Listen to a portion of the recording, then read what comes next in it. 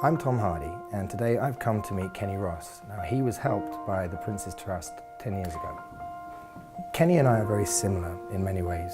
We both went down the wrong path, but we both had it in us to make something of ourselves. When I was 16, I left home. All of a sudden, I was just in this new world. There was these new people about. I sort of fell into it, trying to impress them. And if that meant, taking what they were offering me, against my better judgment, I'd be like, oh yeah, because then they'll like me for that. But one thing leads to another. You're not smoking cannabis anymore. You're taking acid, dabbling in heroin, you're taking speed. What scares you? Everything. Everything. Not being in control, not knowing, anticipation, like waiting for something to go wrong. I'm an addict and alcoholic, so I have my ups and downs. You know what I mean? Yeah. Sort of, my head is a bit wonky, so I have to look after that. Do you know what I mean?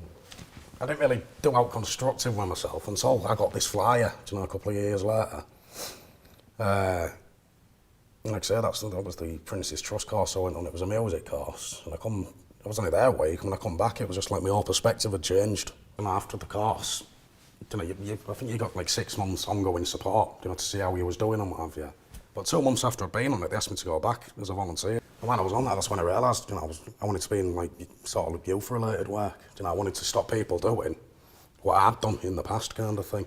I work with the homeless now. I'm an outreach worker. I go out, and find the people. You're being useful and helping and being part of the solution rather than part of the problem. The problem, yeah. Do you know what I mean? Which I totally take my hat off, man, in no respect. It's like Everest is obvious to climb because it's there, it's a mountain. Personal Everests, you can't see them, and that journey to the top of the mountain and back down again is fraught with hazards. Yeah. And no one can see it but you. So letting people in to help, when you can't trust, and when you have to trust, and then, endeavouring to make the journey within yourself to do something, to achieve. That's why something like the Prince's Trust is awesome, because there's going to be someone there who's got the right pair of ears at the right time and might pass you on to the right person for you. And every case is different, So never give up on a dream. So what is your proudest moment then? Probably sitting here with you, mate, because, do you know what I mean?